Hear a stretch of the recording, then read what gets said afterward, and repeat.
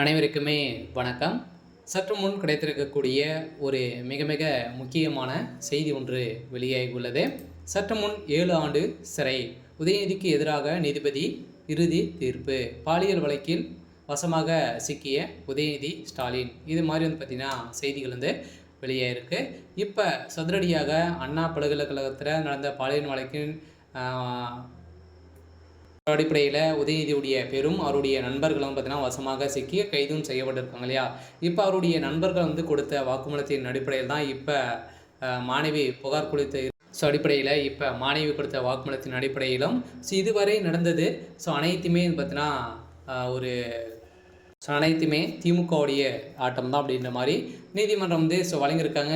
இதன் அடிப்படையில் இப்போ பாலியல் வழக்கின் அடிப்படையில் உதயநிதிக்கு எதிராக இப்போ பார்த்தீங்கன்னா அவருடைய நண்பர்கள் சிக்கியிருக்காங்களே, அவர் கொடுத்த வாக்குமூலத்தின் அடிப்படையில் இப்போ நீதிமன்றம் பாலியல் வழக்கில் இறுதி தீர்ப்பு வழங்கியிருக்காங்க.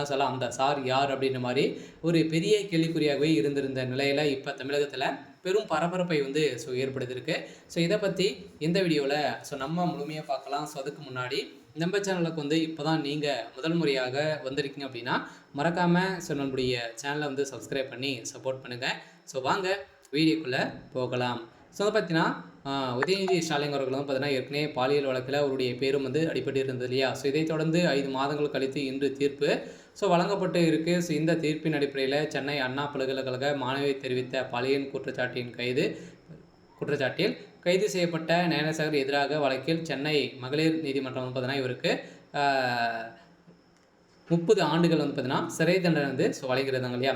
இதை தொடர்ந்து பார்த்தீங்கன்னா வருகின்ற ஏற்கனவே டிசம்பர் 24ஆம் தேதி புகார் சொல்லித்திருந்து இந்த புகாரின் அடிப்படையில் இவருக்கு வழங்கிய தீர்ப்பின் அடிப்படையில் இப்போ உதயநிதி ஸ்டாலின் அவர்களுக்கும் இதில் தொடர்பு இருக்குது அப்படின்ற மாதிரி தான் இப்போ தகவல் வெளியிருக்கு. இந்த தகவலின் அடிப்படையில் பார்த்தீங்கன்னா காவல்துறை விசாரணையை சிபிஐக்கு மாற்ற வேண்டும் என கோரி தொடர்ந்து வழக்கை விசாரித்து வந்த சென்னை உயர்நீதிமன்றம் கடந்த டிசம்பர் 28ஆம் தேதி பெண் மற்றும் ஐபிஎஸ் அதிகாரி அடங்கிய சிறப்பு புலனாய்வு குழு விசாரணைக்கு மாற்றி அமைக்கப்பட்டது. இந்த விசாரணை அடிப்படையில் இப்போ அதிரடியாக பார்த்தீங்கன்னா உதயநிதியுடைய நண்பர்கள் கொடுத்த வாக்குமூலத்தின் அடிப்படையில் இப்போ சதுரடியாக ஞானசார் அவர்களுக்கும் 30 ஆண்டுகள் மகளிர் ஆணையம் வழங்கியிருக்காங்க. இதை தொடர்ந்து உதயநிதி ஸ்டாலின் அவர்களுக்கும் 7 ஆண்டுகள் சிறை தண்டனை விதிக்க போகிறதாகவும் தகுந்த ஆதாரங்களும் பார்த்தீங்கன்னா சிக்கியிருக்கு இல்லையா.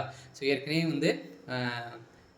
உதயநிதி ஸ்டாலினுக்கு எதிராகவும் பார்த்தீங்கன்னா நிறைய வீடியோக்களாலும் பார்த்தீங்கன்னா வெளியாக இருந்துச்சு. இந்த வீடியோக்கின் அடிப்படையிலும் அதே மாதிரி அவருடைய நண்பர்கள் கொடுத்த வாக்குமூலத்தின் அடிப்படையிலும் உதயநிதி ஸ்டாலின் அவர்களுக்கு எதிராக நீதிபதி தீர்ப்பு வழங்க போகிறாங்க. இந்த தீர்ப்பின் அடிப்படையில் உதயநிதியுடைய கதை ஒட்டுமொத்தமாக முடிய போகுது.